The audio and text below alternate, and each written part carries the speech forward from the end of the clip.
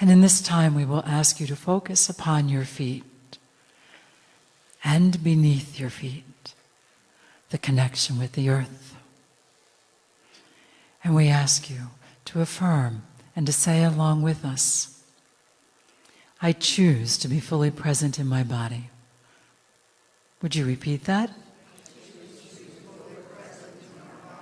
In my daily life. And so now you allow your energy to become more connected with the earth, to open up to more of who you are, being more present with more of who you are. Knowing that that cycle is never ending and that it is always growing as your body continues to respond to the energetic changes of the planet and the change within your DNA. What it means to you today to be fully present in your body? Well, it will mean something different tomorrow, and the day after that, and the day after that. And that we ask you to welcome, for that is your evolutionary leap. A deep breath, please. So in that posture of being fully present, we ask you now to focus upon your crown, the wondrous crown center, and above, to the center above. And we ask you, if you choose to affirm, I choose to express more of my greater wisdom in my daily life. And so your understanding of the intelligence of your being and what is possible for you to express and know as you grow your ability to become far more intuitive, to feel, to sense, to imagine, to think about, and then to know. Another deep breath. So now we have the center below and the center above. Shall we go to our favorite place? To the heart, please. Focus upon the energy of your heart, radiating in all directions. Come into the fullness of what it means to express through the intelligence of your heart. Please affirm, I choose to radiate more of my heart energy. Creating greater freedom.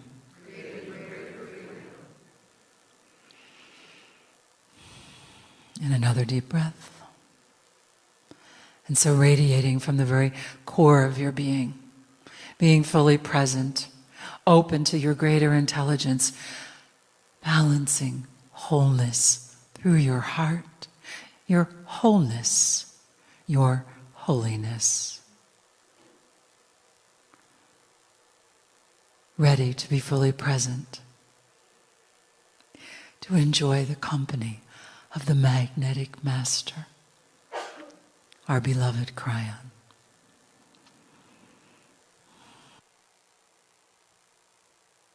Greetings, dear ones. I am KRYON of Magnetic Service. And again, my partner steps aside, and the purity of the message is enhanced. I say that, for even he is experiencing differences in the energy of what he has done for 23 years, which is spiritual. The very process of channeling is also shifting. If indeed channeling is an open message coming from the portal of the pineal, and if indeed the energy of the planet is starting to support this, it means that that particular channel, that opening, that portal is going to get bigger. And for him, it's different. For him, it doesn't necessarily feel comfortable. And this, he is even dealing with. More energy comes in. It affects his physiology. It affects what he's used to. And so even in the delivery of the messages, he has noted they become shorter. They have to. the portal is larger. More is being transmitted in the third language than ever before, even to the listener after the fact, even to the reader on the page. There is an energy that is multidimensional, that carries messages far beyond that which is verbal or written. And it rides along with this message as you hear it right now. There is so much more at hand as we open this and begin to speak. Each human in the room and reading these words or listening to this message has a life path which is unique. None of you the same. You might think that might be very complex. And yet for Spirit it is not. For the wholeness of all of you is hooked together. It is a oneness of a puzzle where the attributes of the one help the other in ways you're not even familiar with. And so it becomes complex, but again we say it is sweet, it is benevolent, it is on purpose. So, dear healer, and I know who is here and listening and reading, if you are experiencing issues and problems, now you know why. If the pipe is bigger, the water pressure may change. It may go down. If the pipe is bigger, if the delivery of the water is the same. The dynamics of what you are receiving as information and healing energy as a giver is changing. And you may have to adjust it in ways that you don't expect in order to get the same or better results. Know this, the design is that nothing is going to get worse, all right? That is the design. 2014 is the beginning of the enhancement of the old soul's ability to work on the planet directly with the energy that you always expected as an old soul.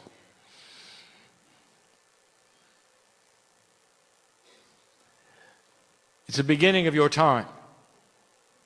And it's going to take a while, and some of you are not going to feel it for a while because you're different.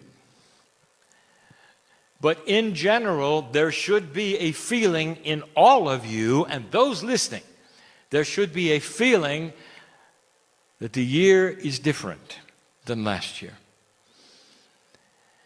You ought to be able to take a deep breath and say, I'm so glad it's 2014. And feel the difference and not just echo what somebody's told you. And that is the personal touch of you and your innate, the intuition that you have. And so we began a series of lectures, never telling my partner when they're going to occur, about demystifying the New Age. And in the process, we have said this may very well be offensive, especially to teachers who have a mindset that they've always taught a certain thing a certain way. Let me address the teachers just for a moment. Dear ones, in the old energy, absolutely everything you got was pushed through a filter, a dark filter of old energy. So much of what you had were metaphors, we'll talk about that in a moment, that you then linearized and delivered the best you could. Nobody got it wrong. You did the best you could. But when you take the filter away and you see what it really is, please understand, this is a gift. There's no judgment. As you open the eyes and see, it's different than I've been teaching. Celebrate it. And then teach what you see. All these things that are coming about that are going to start to clarify what you've been doing may very well shift a little bit of the paradigm you always thought you had control over. It's going to be a little different. It's like those who hear the lyrics of a song and then finally see them in print and realize you've been singing it wrong. The word is not that word.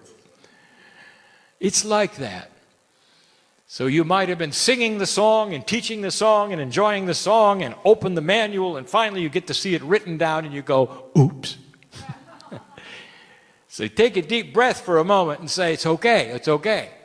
Now I'll just know better and teach it differently. Human beings will take something like that and they'll twist it. And they'll look at their lives and say, I've been doing it wrong. Do you understand that's old energy teaching? That's an old energy consciousness? Perception. Perception about the future. The first thing we want to give you is an admonishment to try to desingularize things. We have said this before.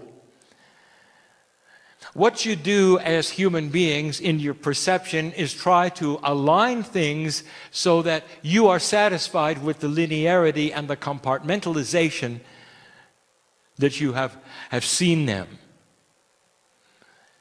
Even though some concepts are not that way, you create them that way. Now let me get more specific so you know what I'm talking about. Spirit has always spoken to humanity in code. If you've read the books of Revelation, it's in code. Nostradamus wrote in code so that his friends wouldn't know what he was doing. That's a little different. But true spiritual prophecy, and sometimes the most profound messages, even to the indigenous, came in code. And the code were metaphors. Always metaphors. How does a multidimensional God speak to a single-digit dimensional human being? And the answer is through metaphors. That's always been the code. And yet some teachers, especially of old, will have taken the metaphors and then looked at them literally and taught them as literal.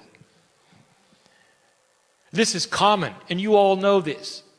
The 7 days it took to create the earth were not 7 days. They were 7 dispensations of benevolent grace where things were created in a way that made sense. And the result was the planet. But this is what we're speaking of. You know this now. You've seen the common sense of it, and you've figured out this is what Spirit really meant. So it's time to start applying that to some of the things that you hear daily or have been taught about metaphysics in general. The minutiae in particular. And it's the minutiae that'll get you in trouble. Anytime you hear the word crystalline associated with anything, whether it's a grid or it's a planet or whether it's an entity, do you understand that that is metaphorical, and it means that which holds vibration or remembers? And instead, if you get a channeling that there is a crystal angel over here who is delivering messages or something of that nature, suddenly you have pictures of crystal angels. Suddenly the angels have a name. Pretty soon somebody's worshiping them. You'll have little crystals made that will then be the crystal angel. Then somebody starts to channel the crystal angel. Do you see what I'm saying? I want you to start understanding that messages, even including mine, often are metaphoric and tell a greater picture and a greater story. These channelings that I am giving now in this new energy are given so that it will clear things and not make them more difficult. If you apply this rule to many of the things that don't make sense that you have learned or wondered about, and ask yourself, does it refer to something else? Is it a metaphor for something else? It makes the message so much bigger. So much bigger. We don't have specifics because if we gave them, it might hurt the hearts of the ones who've been teaching differently. And we won't do that. We won't do that. So we give you the generalization instead. Look at the things that have become objects and see if they are different than you thought. That's just one of many things we're asking you to do. Perception. Stop separating things. Right now, it is human beings' absolute normal behavior to separate. You separate to survive. And we have talked about this before, and we've said the biggest difference between the old and the new energy is that the old energy separated and survived because you walked in the dark. The new energy has the light turns on where you can see each other. There's no reason to separate. Instead, come together. Easier said than done. I want you to start practicing it in ways you don't even expect. Here's an example. Without offending anyone, without hurting anybody's heart. You meet a man and he's wearing a head cover. Let's discuss your thinking process. Immediately, the head cover would indicate his belief system, perhaps even where he's from, the lineage of what he might believe, and what that means because you know just enough about it, he's not going to like you. And so what do? Normally, you go another way. Perhaps he's from the Middle East. You're not. A little uncomfortable there. There are many in the Middle East who wear the head covering. Everything in your body, everything that your brain has been taught to do is to separate him from you. And your brain starts to tick off the reasoning and the logic. You don't have anything in common. If you get into a conversation, it will be a bad one because he doesn't believe what you believe. You don't believe what he believes. He's doing the lineage of what he has been taught. You're not. You are free. He's not. You understand? And you walk the other way. That is separation. That is intuitive. That is survival. Human being, it's going to take a lot of different thinking about the way things work for you to change that. Well, let's pretend you figured it out. You meet a man with a head covering, and here's what it tells you. That in his reality, it's his way of honoring the God inside him. That's it. He believes in God, and so do you. He honors his God so much, he's not afraid of what people will think. He's wearing a head covering. That's a little like you. You're not afraid of what you believe either. You've got something in common with this man. Now here's what happens next. Did you know that he expects you to walk away? He's been wearing a head covering all his life, and he's walking around in a society that doesn't. He's seen it over and over. And instead, what do? You shake his hand. You look in his eye. You greet the God in him and the God in you. You've got things in common. You don't even have to talk about it. You don't even have to make friends. What do you think his reaction is? He sees a balanced person who doesn't care if he's wearing a head covering. He's not asking why. He just met a friend. Do you understand what just happened? Not only did you change your paradigm, you changed his. And maybe he will go from that place less apt to think. that those who say they're esoteric are going to walk the other way. This is the beginning of a brand new set of rules. And we could extend this and extend it. We could talk about countries and what they might look at that would bring together other countries with them for strength instead of separation. The new paradigm is going to demand it. It's a new survival. You hear these things here in Channel. And you say, oh, how nice. It's a nice concept. And then you go outside, you forget. What I'm asking you to do is practice it. I dare you. How about that?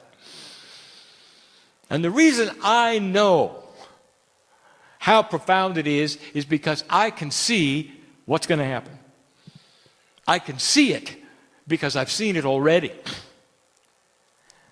The potential is so strong, I know it's there. It's not fortune telling to know a potential is 100%. You start doing this and you watch what happens. And it's not just a man with a head covering. It's the neighbor who doesn't believe what you believe. It's the one you've avoided. It's the one who perhaps even walks the other way when you come around. You get a chance in the chance meeting not to expect it. How about that? To walk right up to them and just greet them sweetly and move on. They'll think about that for a long time. Is the God in you able to do that? And the answer is yes. Dear ones, this takes work. When you start changing who you are, how you behave, and how you react, you're rewriting your humanism, aren't you? You're rewriting it. That's the invitation. Never before in the history of spiritual humanity, since the seeding of the planet took place, have the cells of your body been more receptive to suggestion. Suggestion of behavior, what works and what does not work. I will say it again. The new balance on the planet is the paradigm of survival. That is to say, the balanced ones are the ones who are going to be seen as strong.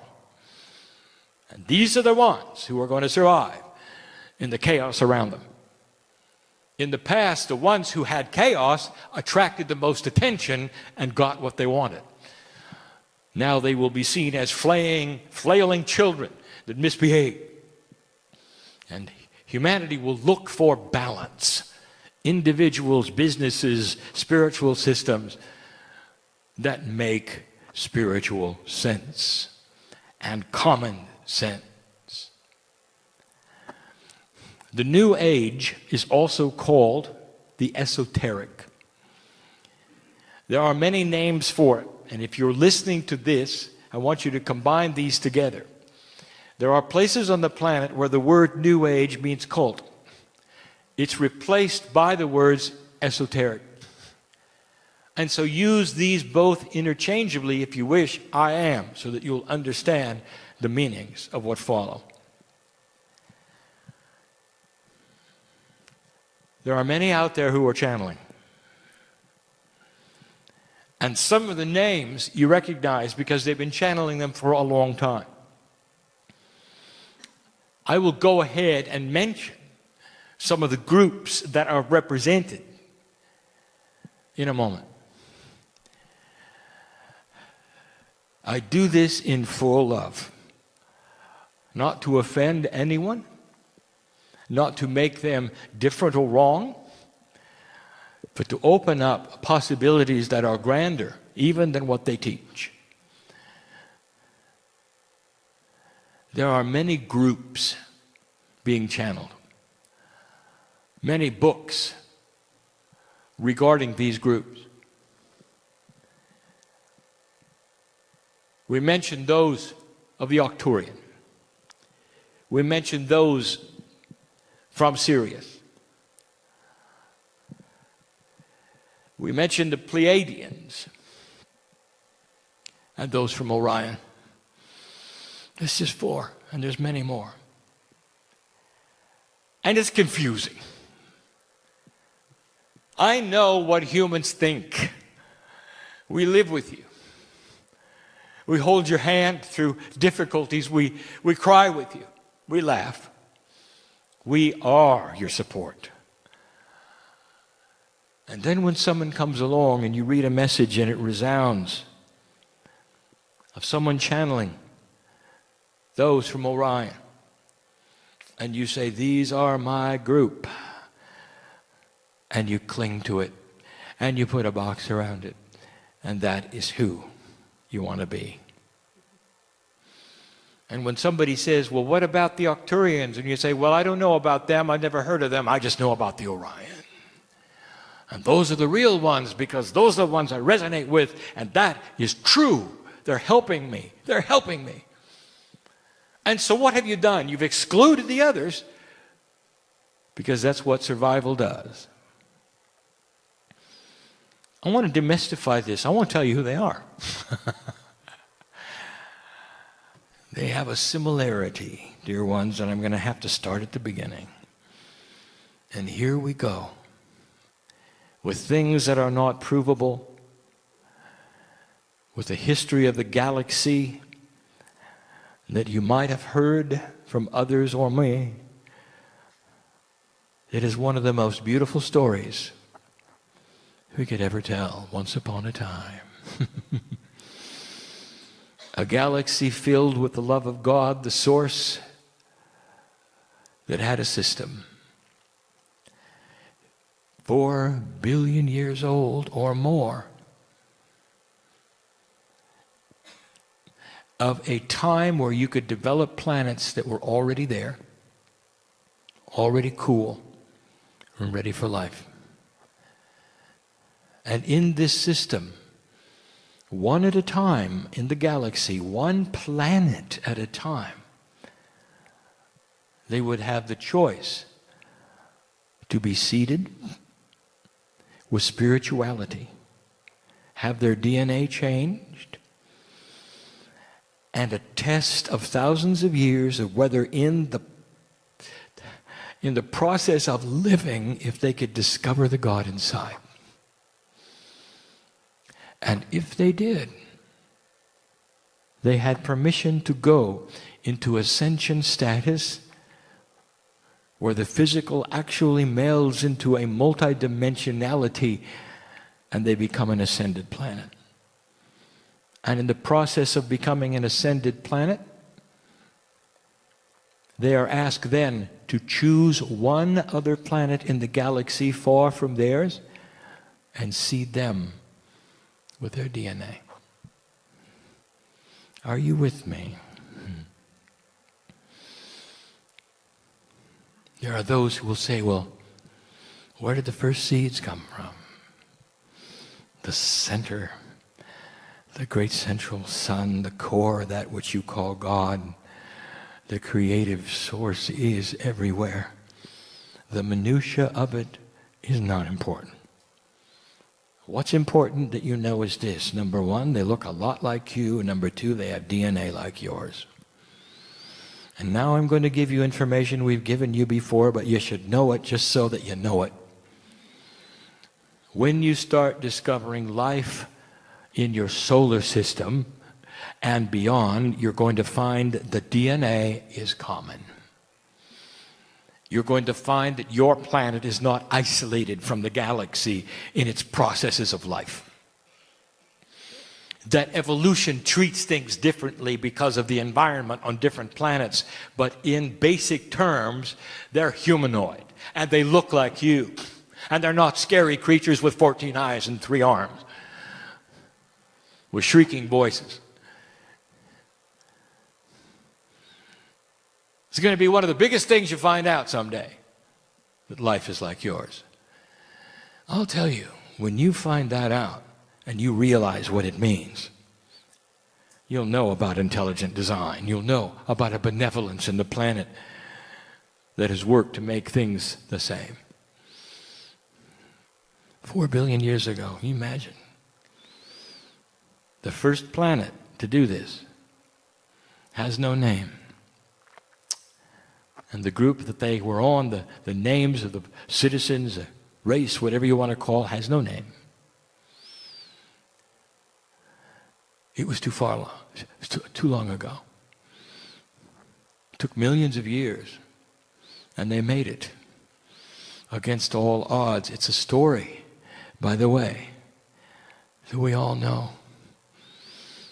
That was the beginning, and what a story it is, and what they went through.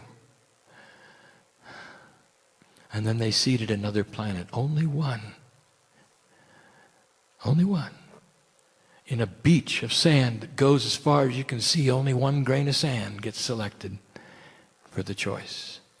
A special one. They found it and did it. And you don't know that one either. It's too long ago. That one didn't make it. And so they seeded another. And that one didn't make it. And they seeded another, and it made it. And you don't know their names either. It was too long ago. As an average, every single planet has to have approximately 1 million years from seeding to graduation. How does that make you feel? Let me tell you what year you're in. If we said 1, would it make sense?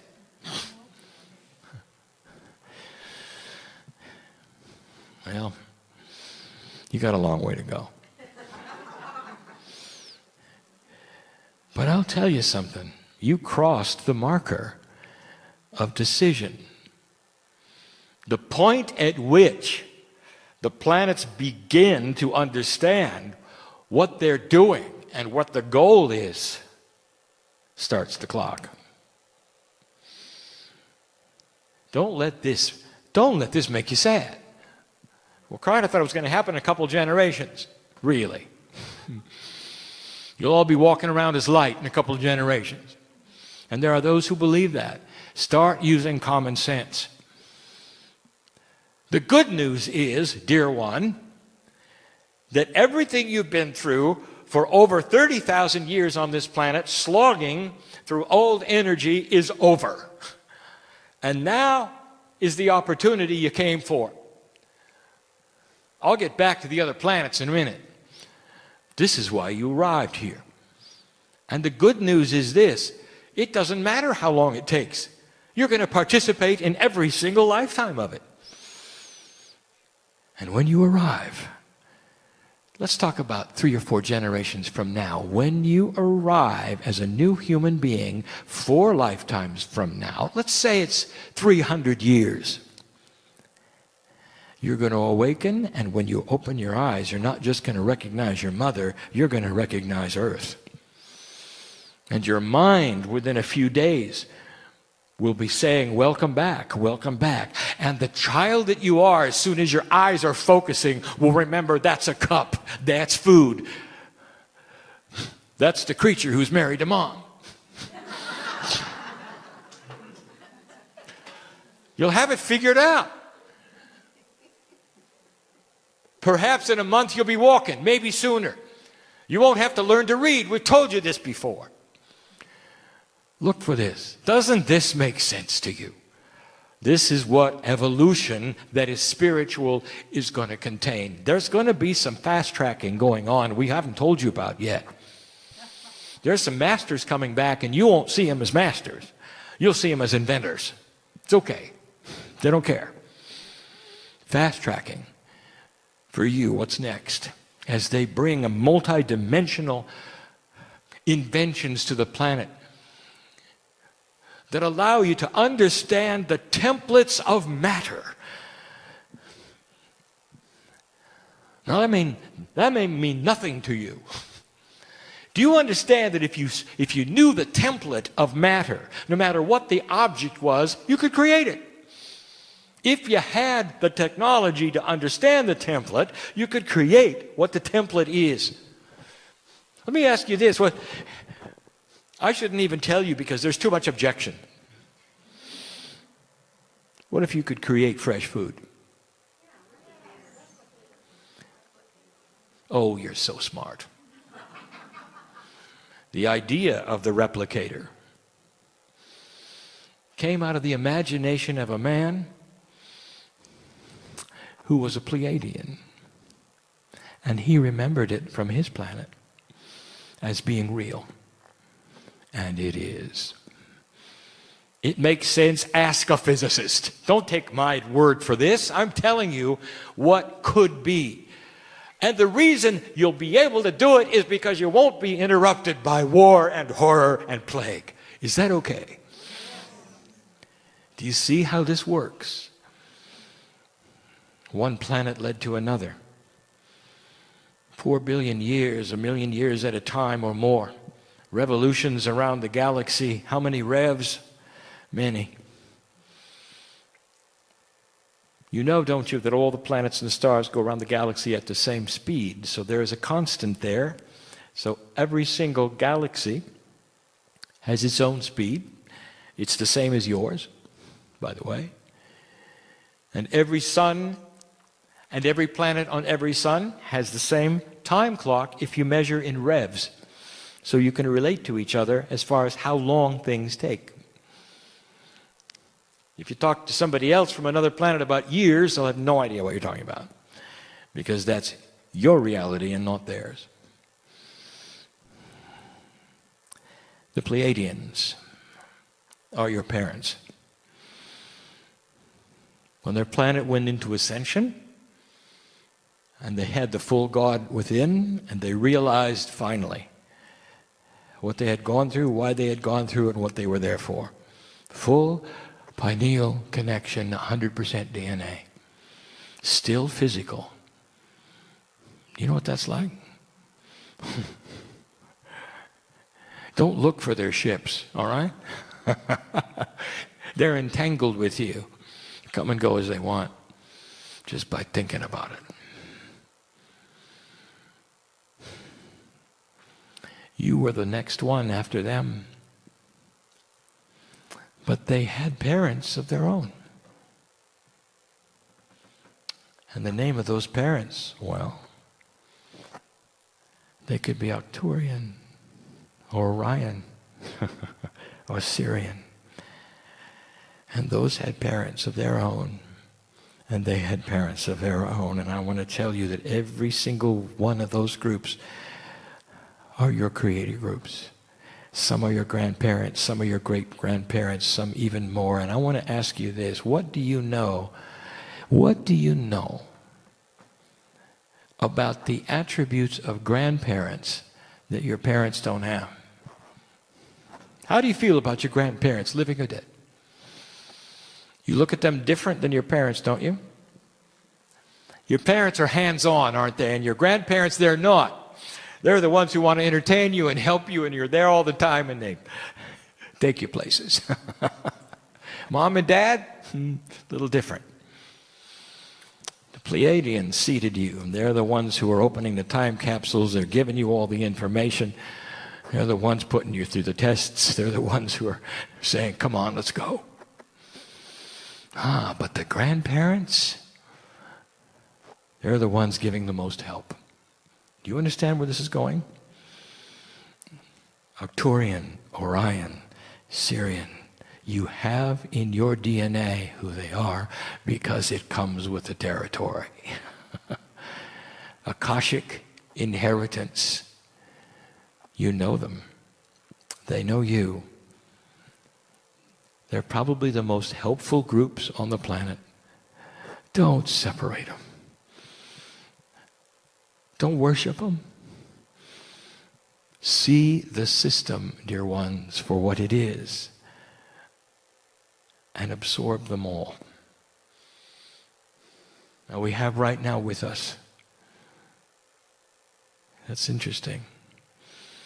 I didn't know whether they'd come or not. And they did. And they're here by free choice. And they're celebrating the truth and the demystification of who they are. And those who channel them may say they're from here and they're from there. I want you to tell yourself and your brain, look for the metaphors. Because they abound. But they are your grandparents, and they are your great-grandparents, and that is why they feel so good. And that is why the channeling from them is so pure and so excellent. If the channeler is doing it right. They love you. They know who you are.